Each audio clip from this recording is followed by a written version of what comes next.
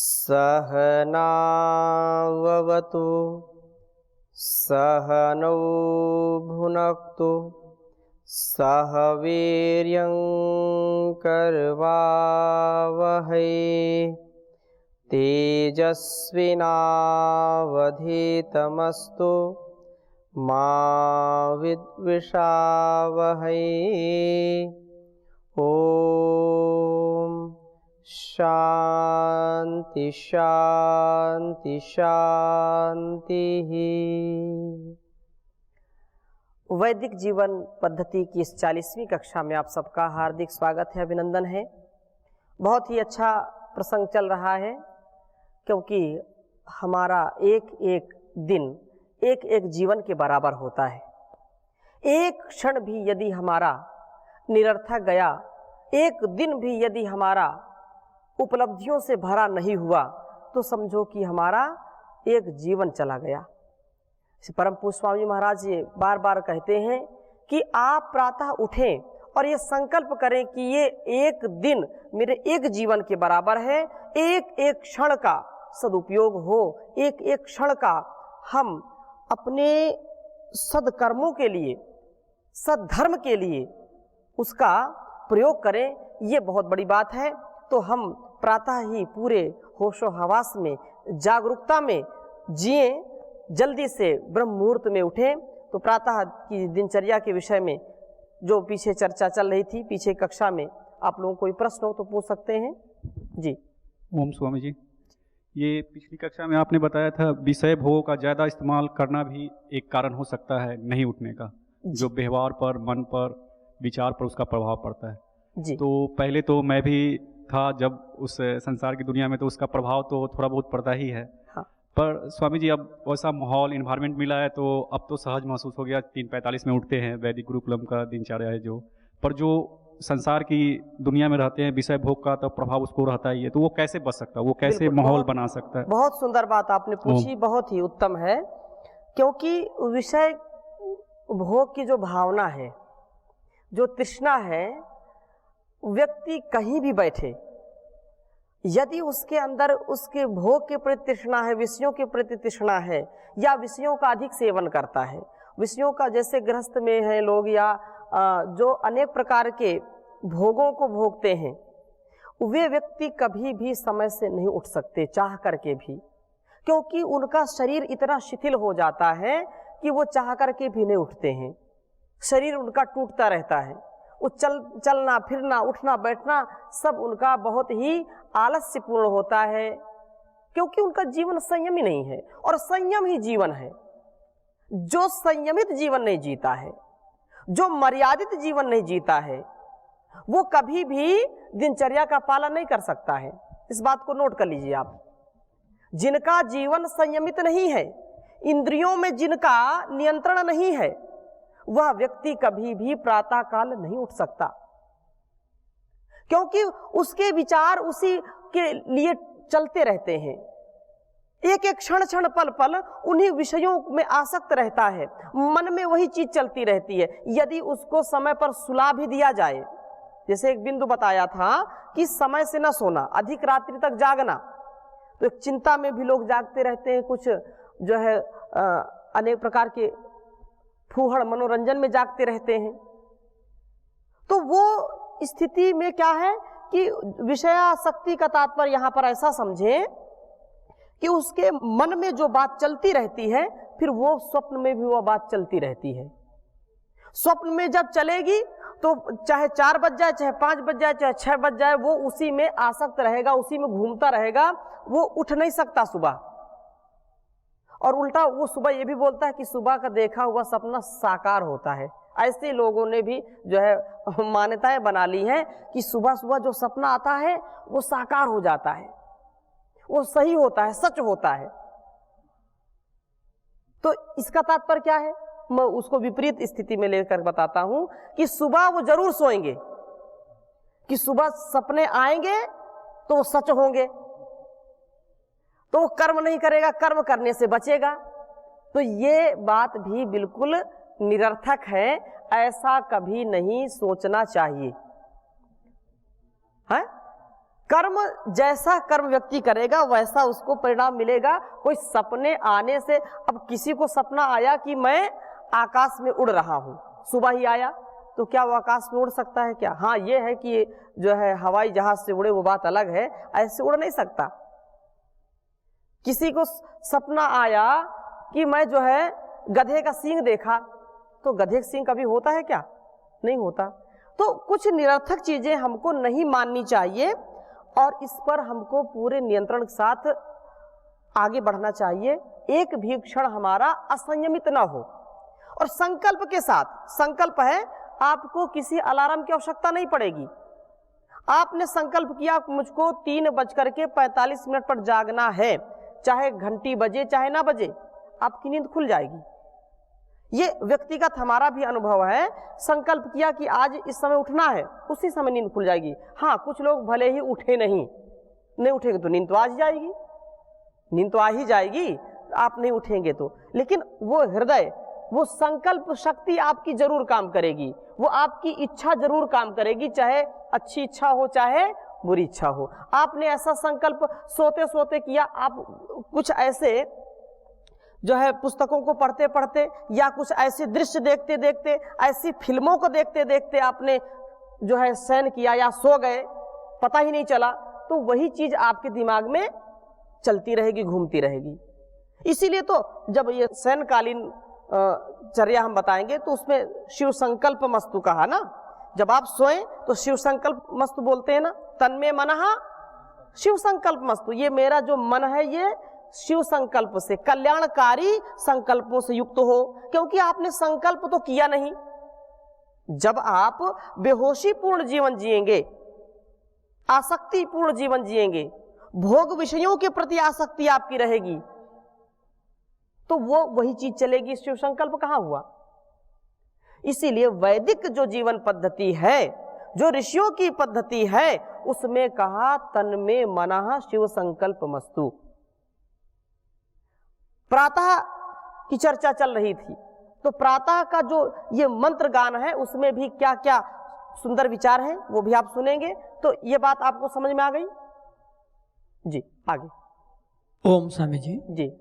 जैसे आप पिछली कक्षा में बोले हैं सुबह उठ के पहले हम प्रार्थना करते हैं ईश्वर को जी, जप करते हैं या प्रार्थना करते हैं, उसको उपासना करते हैं जी। यहाँ दो बातें आते हैं, एक तो अग्नि देवता बोलते हैं, सूर्य देवता बोलते हैं और वरुण देवता इत्यादि बोलते हैं, और एक ईश्वर बोलते हैं। क्या बोलते हैं? ईश्वर। एक तो देवता बोलते हैं, एक देवता जल बोलते देवता हैं और ईश्वर। ईश्वर, ठीक जी जी जी। तो इनमें तफात क्या है? इनमें अंतर क्या है? जैसे हम एक देवता भी बोलते हैं, ईश्वर भी बोलते हैं, और देवता भी 33 कोटि देवता बोलते हैं, तो इस बारे में थोड़ा मार्गदर्शन करते हैं। जी बिल्कुल बिल्कुल ठीक। तो इसमें एक एक शब्द पर ध्यान देते हुए, ये अग्नि क्या है? देवता है। देवता का तात्पर्य, ये जो देवता अग्नि देवता है, जल देवता है, वायु देवता है, ये पंच जो महाभूत हैं, ये 5 जो तत्व हैं, ये क्या है? देवता कहलाते हैं।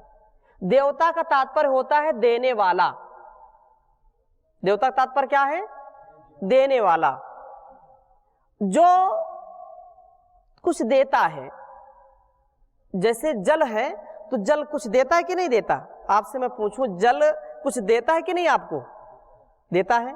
यदि जल ना हो तो जीवन नहीं हो सकता। जल ही जीवन है, लोगों ने कह दिया, जल ही जीवन है। तो ऐसी दृष्टि से ये जो पंच भूत महाभूत हैं, पंच तत्व हैं, इनको भी देवता कहते हैं, क्योंकि इनके ही कारण हमारा जीवन है। ये हमको जीवन देते हैं, हमारा अस्तित्व इनसे बना रहता है। यदि जल की कमी हो जाए तो व्यक्ति का जीवन खतरे में पड़ जाता है।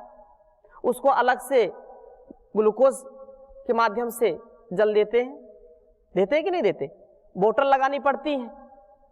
इसलिए ये जो अग्नि है, अग्नि भी देवता है। अग्नि क्या है? देवता है, क्योंकि बिना अग्नि के शरीर हमारा ठंडा पड़ जाएगा। जठराग्नि यदि मंद पड़ जाए तो भोजन पचेगा नहीं, है कि नहीं? और शरीर का जो बीपी है, ब्लड प्रेशर, जो रक्तचाप है वो क्या हो जाता है, लो हो जाएगा, रक्तचाप निम्न हो जाएगा, उच्च रक्तचाप और निम्न रक्तचाप। अग्नि जैसे जैसे कम होगी व्यक्ति का शरीर ठंडा हो जाता है, तो शरीर ठंडा होगा तो फिर लोग क्या करते हैं, ऊपर से गर्मी देते हैं, उसके हाथ पैर रगड़ते हैं, है कि नहीं। तो ये शरीर में अग्नि की परम आवश्यकता होती है, बिना इसके जीवन चल नहीं सकता है। तो ये 5 प्रकार के देवता हैं। और फिर ये पंच जो देवता हैं, जो जैसे आचार्य देव, मातृदेवो भव, माता भी देवता है, पितृ जो पिता है, मातृदेवो भव, पितृदेवो भव, आचार्य देवो भव, अतिथि देवो भव, राष्ट्र देवो भव, ये सब क्या है, ये भी देवता हैं, ये देव है। तो देवता के रूप में यदि आप समझना चाहते हैं तो अब आपके मन में ये शंका होनी चाहिए कि देवता, एक तो आपने पृथ्वी को भी बता दिया, मिट्टी जो है जल को भी बता दिया, और ये आचार्य को भी, माता को भी देवता बता दिया, तो पूजा किसकी करें। ऐसे देवताओं की पूजा करनी चाहिए, पूजा किसकी करें। तो देवता 2 प्रकार के होते हैं, एक जड़ देवता और एक चेतन देवता। एक जड़ से हमको जो जीवन मिलता है और एक चेतन से जो जीवन मिलता है। तो जो चेतन देवता है उनमें जैसे हमने बताया माता पिता गुरु आचार्य अतिथि, ये कौन से हैं, ये चेतन देवता हैं। और जड़ देवता के विषय में जैसे बताया कि ये 5 महाभूत, चित्त जल पावक गगन समीरा, 5 तत्व से बना शरीरा। तो ये 5 तत्वों से जो शरीर बनता है, और ये 5 तत्व तो उपलब्ध कर दिए जाए भाई, ऑक्सीजन यहाँ पर रख दी जाए, थोड़ी सी मिट्टी ला के रख दी जाए, अग्नि जला दी जाए, सब कुछ यहाँ पर व्यवस्थित कर दिया जाए। लेकिन यदि माता पिता ना हो तो क्या संतान की उत्पत्ति हो सकती है। 5 तत्व तो इकट्ठे कर दिए, यहाँ पर 5 तत्व इकट्ठे कर दिए, लेकिन व्यक्ति का निर्माण कैसे होगा। व्यक्ति का निर्माण तो जब तक माता पिता नहीं होंगे तब तक नहीं होगा ना। हमारा जो अस्तित्व है माता पिता से ही है, तो वो भी जो है देवता है। दूसरी बात, वो हमको जन्म देते हैं, जन्म देकर के हमारा पालन पोषण करते हैं, पालन पोषण करते करते हमको शिक्षा देते हैं, हमको संस्कार देते हैं, इसलिए वो माता पिता भी देवता हैं। और जैसे बड़े हुए तो आज गुरुकुल में गए, तो वहां पर जो है आचार्य हमारा देवता है, गुरु हमारा देवता है, क्योंकि वो भी हमको ज्ञान दे रहा है, हमारे जीवन में ज्ञान का आधान कर रहा है। जो अतिथि हैं वो भी देवता कैसे, क्योंकि वह अपने पूरे जीवन का जो सार है, जो जीवन के अनुभव हैं, वो हमारे घर आकर के बताता है, या हमको उससे इतना ज्ञान मिलता है, उसके अनुभव से इतना ज्ञान मिलता है कि हमारे स्वभाव में परिष्कार हो जाता है, हमारा स्वभाव अच्छा हो जाता है, बिना कुछ किए हमको ज्ञान मिल जाता है। तो वो अतिथि भी क्या है, देवता है। तो ये आपने देवताओं के विषय में पूछा, तो ये देवता कहलाते हैं। इतनी बात आपको समझ में आ गई। तो अब आगे चलते हैं। ये तो यहाँ अग्नि के रूप में मैंने बताया कि देवता है, लेकिन यहाँ पर जो अग्नि की बात आई है, यहाँ पर प्रातर अग्निम, ये जो प्रातर अग्निम है, इस प्रातर अग्निम का तात्पर्य क्या है। यहाँ पर ये भौतिक अग्नि की बात नहीं कही जा रही है, ये जो अग्नि की बात यहाँ पर है, ये परमपिता परमेश्वर के प्रति है।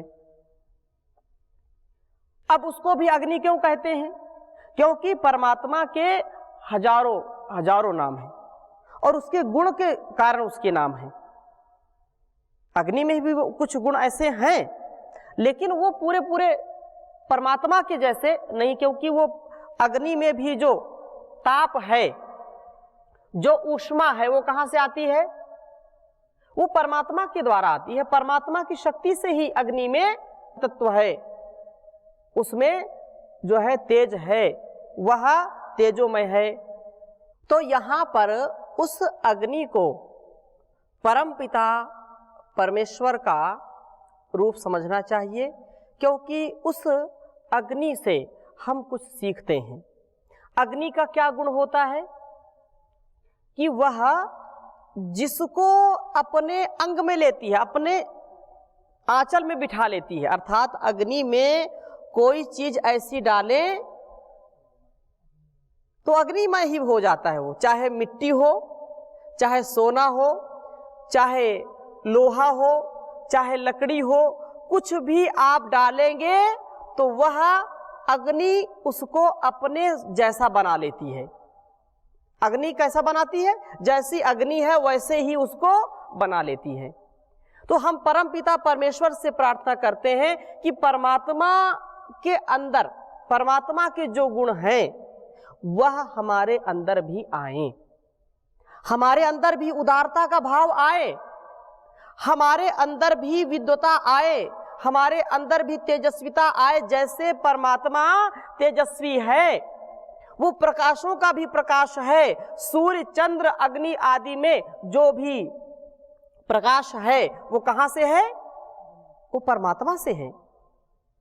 उस परमात्मा की शक्ति से हम ओतप्रोत हो, इसलिए उस परमात्मा का हम चिंतन करते हैं, पहली बात।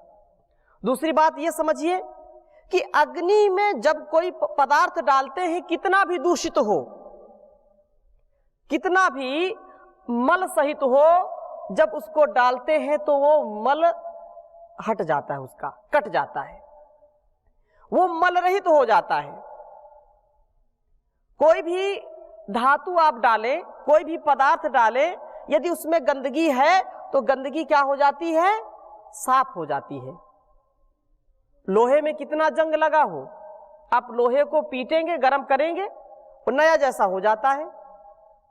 सोने में कितनी ही गड़बड़ी हो, सोने को तपा देते हैं तो कुंदन बन जाता है।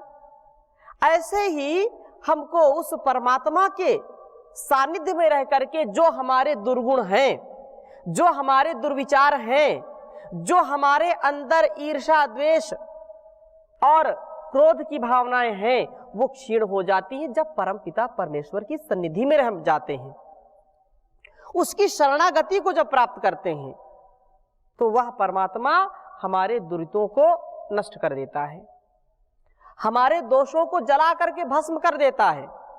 इसलिए कहते हैं प्रातरग्निम, हम उस अग्नि का आह्वान करते हैं, उस अग्नि की उपासना करते हैं, स्तुति करते हैं, जो अग्नि हमको पवित्र बनाती है, जो अग्नि हमको दोषों से बचाती है, हमारे दोषों को नष्ट करती है। इसलिए अग्नि की बात यहां पर कही गई है। और अग्नि मेढ़े पुरोहितम, इसीलिए कहा कि जो अग्नि है वो अग्रणी होती है, अग्नि अग्रणी भवती, वो आगे होती है। अंगम नयति सममनाया, जो अंग अपने को स्वीकार करती, सारे दोषों को क्षीण कर देती है। इसलिए इसको यहाँ पर अग्नि की बात कही कि प्रातः, इस प्रातः वेला में हम अग्नि की उपासना करते हैं, अग्नि को स्मरण करते हैं, अग्नि का आह्वान करते हैं, उसको बुलाते हैं। यद्यपि अग्नि बुलाना वो तो जर्रे जर्रे में समाया है, कण कण में वह विद्यमान है, फिर भी हमारे विचार ऐसे भावों से ओतप्रोत रहें, हम उसको कभी भूले नहीं, इसलिए इस बात को यहाँ पर कहा जा रहा है। इतनी बात समझ में आ गई आपको? कोई प्रश्न हो तो पूछिए जी।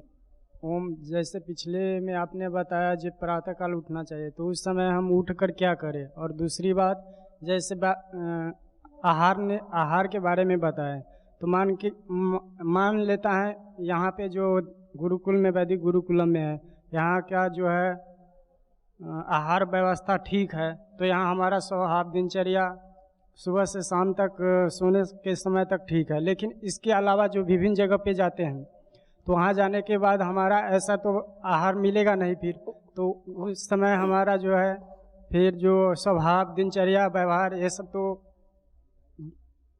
विपरीत हो जाएगा। तो फिर क्या होगा, इसके विषय में आप बताइए। बिल्कुल ठीक बात आपने उठाई यहाँ पर कि यहाँ तो गुरुकुल में सब ठीक चल रहा है, आहार भी ठीक है, विचार भी ठीक है, व्यवहार भी ठीक है, तो यहाँ की दिनचर्या ठीक चल रही है। लेकिन हम जब बाहर जाते हैं तो वहाँ का आहार भी ठीक नहीं मिल पाता है, और अनेक प्रकार के दोष युक्त कार्य होते हैं, तो वहाँ कैसे अपने आप को संभालें। तो उससे यही आप ये समझिए कि आपने जैसा जाना है, जैसा समझा है, जैसा आपके अंदर ज्ञान है, वैसा जीने का प्रयास करें। हर स्थान पर वैसी आपको प्रतिकूलता मिलेगी, वैसी अनुकूलता मिलेगी, यह संभव नहीं है। जहां कहीं आपको अनुकूलता है, दूसरे स्थान पर जाएंगे प्रतिकूलता मिलेगी। जहां प्रतिकूलता है वहां से कहीं दूसरे स्थान पर जाएंगे तो अनुकूलताएं मिलेंगी। अनुकूलता और प्रतिकूलता जीवन के दो पहलू हैं, इनसे आप बच नहीं सकते। फिर बचने का उपाय क्या है? बचने का उपाय यही है कि अपने आप को संकल्पित बनाएं, अपने आप में संकल्प इतना दृढ़ रखें। तो संकल्प यदि दृढ़ है आपका, तो ऐसे कहीं भी आप जाएंगे, कुछ ऐसी स्थिति जरूर बन जाएगी कि जहां पर आपको उस प्रतिकूलता में भी अनुकूलता का अनुभव होने लगेगा। जरूरत है दृढ़ संकल्प की, जरूरत है आपके विचारों में आपके नियंत्रण की। जहां पर आहार ठीक नहीं है तो अपने विचारों से, अपने संकल्प से वहां के आहार को आप ठीक करिए। किसी के घर में अतिथि के रूप में गए आप, तो 1 दिन 2 दिन रहेंगे अधिक से अधिक, तो उसके घर में क्या स्थिति है, क्या स्थिति नहीं है, उसका भी ध्यान रखें। पहले आहार पर बहुत ध्यान देते थे लोग कि भाई इनके घर का भोजन करना है, इन घर का भोजन नहीं करना है। वो इसी कारण से होता था कि उसका विचार, व्यवहार, गुण धर्म कैसे हैं, स्वभाव कैसा उसका, ये बहुत ही प्रभावित करने वाला है। जो भोजन बनाने वाला है, भोजन करने वाला है, वह बहुत ही महत्वपूर्ण है। जैसे माताएं भोजन बनाती हैं, माताएं भोजन बनाती हैं तो माताओं की जो भावनाएं हैं उस भोजन के साथ हमारे स्वभाव में आती हैं। और जो भोजन हम होटल में करते हैं, कहीं विशेष कार्यक्रमों में करते हैं, हो सकता है भोजन तो स्वादिष्ट हो लेकिन उसमें भावना नहीं है। भावना युक्त यदि कार्य है तो उसमें हमको संतोष रखना चाहिए। ये आपको जरूरी नहीं है कि जैसे किसी के घर में गए, हो सकता है रसोई बनाने में 10 बज जाए रात्रि में, तो 1-2 दिन की बात तो कोई बात नहीं, ऐसा तो हो जाता है, लेकिन हर समय ऐसा नहीं होना चाहिए। तो आहार के विषय में जो आपने बात पूछी, वो उसको अनुकूलता अपने ऊपर निर्भर करती है, उसको हम बनाने का प्रयास करें। और ये ज़रूरी नहीं है कि कुछ भी जो हमारे लिए कल्याणकारी है वो यहाँ पर नहीं है तो उससे हताश निराश मत हों, उससे आगे बढ़ करके अपने जीवन को बढ़ाने का प्रयास करें। जी। ओम स्वामी जी, जी जागने के बाद कितने समय तक जलपान प्रातराश होना चाहिए? जी, अभी उस क्रम में हम चल रहे हैं। जैसे हम अभी जागने की बात कर रहे हैं, जागने के बाद हम मंत्र पाठ कर रहे हैं, तो मंत्र पाठ के बाद फिर शौच, दंत धावन और प्रातराश और योग प्राणायाम, इसी क्रम में हम उसको लेंगे। इसका हम आगे भी चर्चा करेंगे इसकी। तो अभी इतनी बात आपको समझ में आ गई, आगे चलते हैं।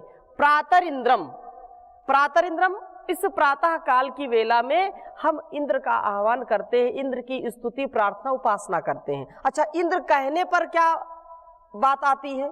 इंद्र कहने पर लोगों के मन में आता है कि वो हाथी, ऐरावत हाथी वाले इंद्र हैं और वो जो है हाथ में वज्र लिए होंगे, और वो इंद्र का जो एक राजा है, उस देवताओं के राजा इंद्र की बात हम कर रहे हैं। क्योंकि ऐसी कथाएं हमने पढ़ी हैं, समझी हैं, जानी हैं, तो वही चित्र उपस्थित होता है। इंद्र एक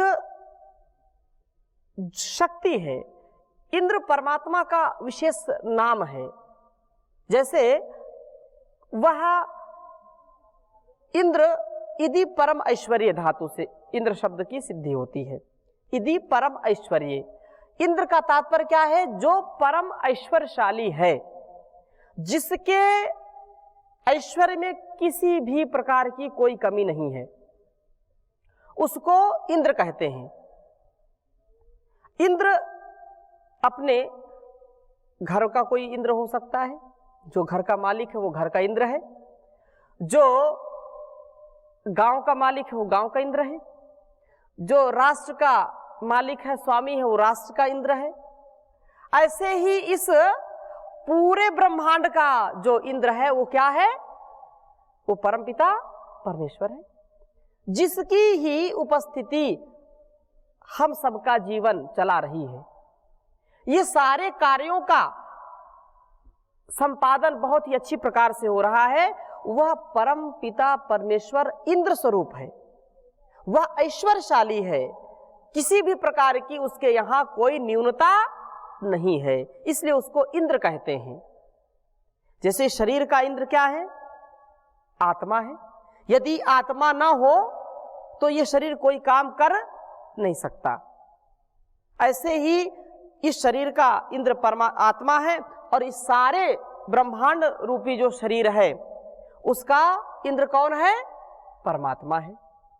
इस प्रकार से इसको हमको समझना चाहिए। तो कह रहे हैं कि इंद्रम परम ऐश्वर्य के दाता और सर्वशक्तिमान को हम इस प्रातः काल की वेला में उसकी स्तुति करते हैं, उसकी प्रार्थना करते हैं, उपासना करते हैं, उसको चाहते हैं वो हमारे जीवन में आकर के हमारे जीवन का उत्कर्ष करे। आगे कह रहे हैं प्रातर मित्रा वरुणा, जो मित्र वरुणा है अर्थात प्राण उदान के समान प्रिय, जो परमात्मा प्राण और उदान के समान प्रिय है, उसको सर्वशक्तिमान ईश्वर को हम बुलाते हैं, उसकी स्तुति प्रार्थना करते हैं, उपासना करते हैं। प्रातरश्विना प्रातर भगम, भग ऐश्वर्य यहां पर भी आया, भाग प्रातर भगम, भगम का तात्पर्य क्या है? जो ऐश्वर्यशाली है, ऐश्वर्य युक्त है, भजनी है, सेवनी है, भज सेवायाम, जो सेवन करने के युक्त है, सेवन करने के योग्य है, जो भजन करने के उपयोग, जो भजनी है, उस परमात्मा की हम स्तुति करते हैं, उपासना करते हैं। और पूषणम प्रातर भगम पूषणम, पुष्पुष्टव, जो हमारी पुष्टि करता है हर प्रकार की, शरीर से भी, तन से, मन से, हर प्रकार के ज्ञान से, धन से, संपदा से जो हमारी पुष्टि करता है, हमको न्यूनता से रहित करता है, हमारे जीवन में किसी प्रकार की न्यूनता नहीं रह जाती है। ऐसे उस परमेश्वर को, पुष्टि प्रदाता परमात्मा को हम बुलाते हैं, उसका आह्वान करते हैं, उसकी स्तुति करते हैं। प्रातःकाल उठ करके परम पिता परमेश्वर के गुणों का चिंतन करके उसका गुणगान करना चाहिए, उसका ध्यान, उसकी उपासना प्रार्थना करनी चाहिए। तो आज यहीं तक एक मंत्र की व्याख्या हमने की, शेष 4 मंत्रों की व्याख्या अगले भागों में करेंगे। ओम शांति शांति शांति।